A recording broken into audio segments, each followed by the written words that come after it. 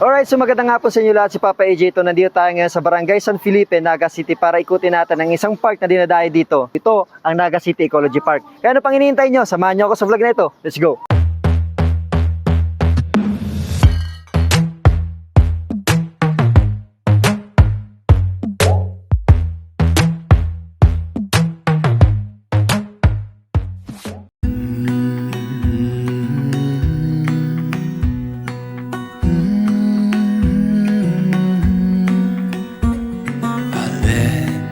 Let you down, and I know that I was not always around. I made you feel alone. You spent most of your nights just sitting on your own.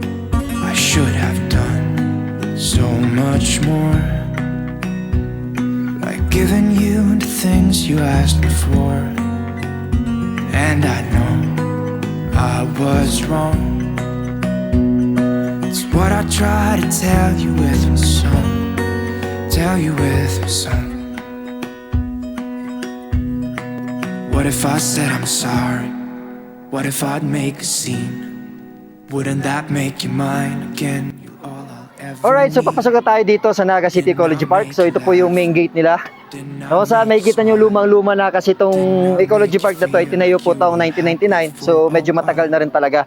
So pagpasok nyo po dito, syempre meron pong reception area dito na kung saan kayo po dito magbabayad ng entrance fee. So entrance fee po dito is 20 pesos. So kasama ko ngayon si Sir Roderick. Siya po ang cashier dito, tama?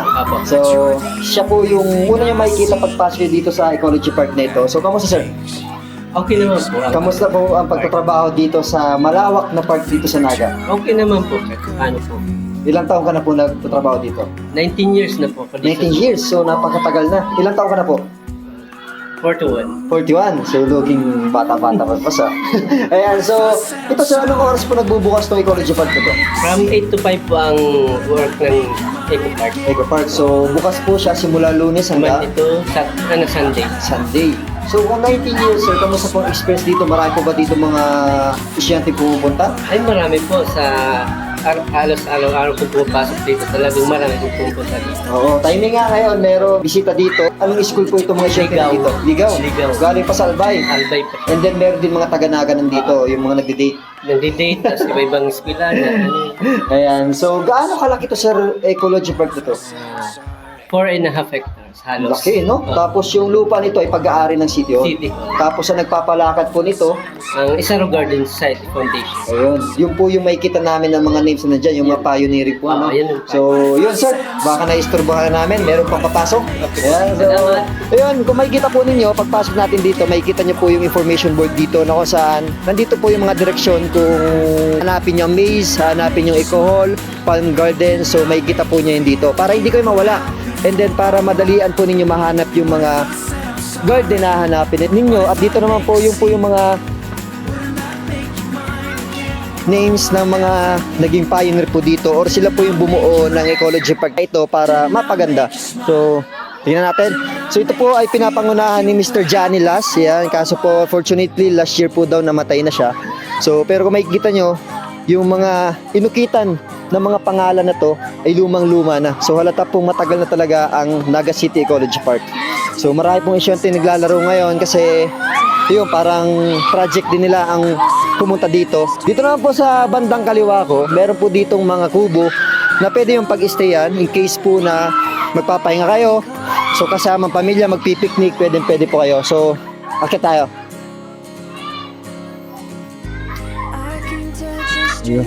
So dapat po talaga ang vlog namin hindi dito sa Naga ngayon. Dapat po nasa Albay province kami para mag-vlog. Kaso dahil nga sa pangit ng panahon, hindi kami natuloy doon sa lugar na yon. Kasi marami kayo pupuntahan doon. Meron Japanese Tunnel, Quintahan Hills, Kamalig Bypass, and then meron pang Huyupan Cave na pupuntahan dapat doon. Kaya sabi ko next week na lang kasi dahil nga sa pangit ng panahon.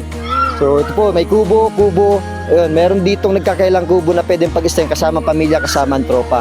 So pag pupunta po kayo dito, dala kayong pagkain para isahan. May tinda naman dito actually. So yun po, pwede naman kayong bumili dyan. So yun po yung Beke Orsua Pavilion. So yung pong pangalan niyan, isa po sa mga nag-donate dito sa Naga City Ecology Park. So ikutin na lang natin dito dadaan.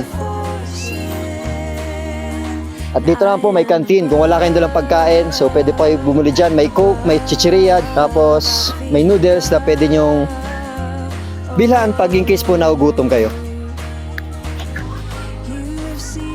So napakalawak ang lugar na to, 4.5 hectares. So talagang laki.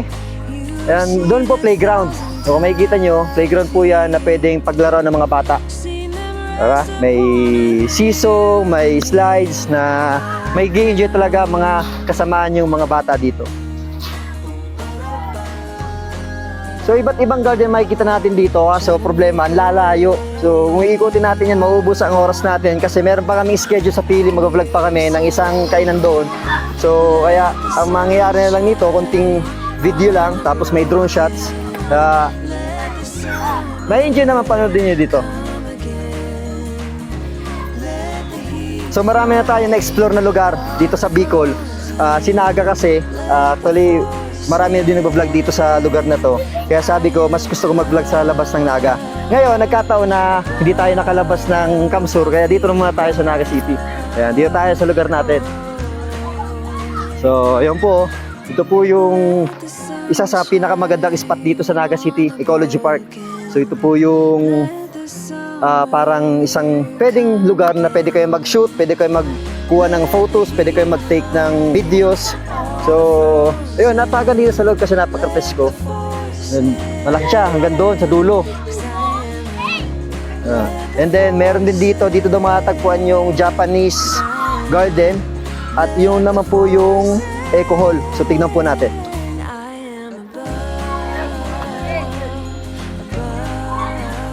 So itong Eco Hall po, in case po na may mga activity kayo like reception, like meetings, like seminars, pwede po dito sa loob ng Eco Hall na to. So tingnan natin, sana bukas para hindi na tayo tumawag pa ng bantay para buksan to.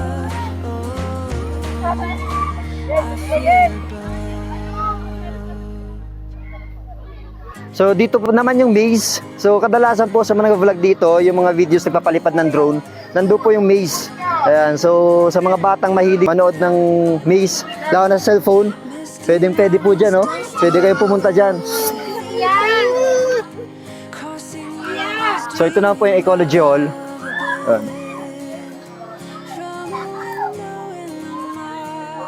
It's a fully air-conditioned hall na in case po na may mga seminars, may mga meetings kayo, pwede po dito sa loob. Kaso, sarado, hindi natin mapasok. Pero napakalagay, siguro kasi po dito ang 20 to 70 persons. Kaya malaki naman, tapos aircon, kaya sulit na sulit in case po ito po yung kukunin nyo para ganapan ng mga meetings at seminars ninyo. So ito po, garden pa din. Ayan, no? Ayun, tapos doon naman tayo sa may maze. Maraming naglalaro mga bata doon, mga estudyante, oh.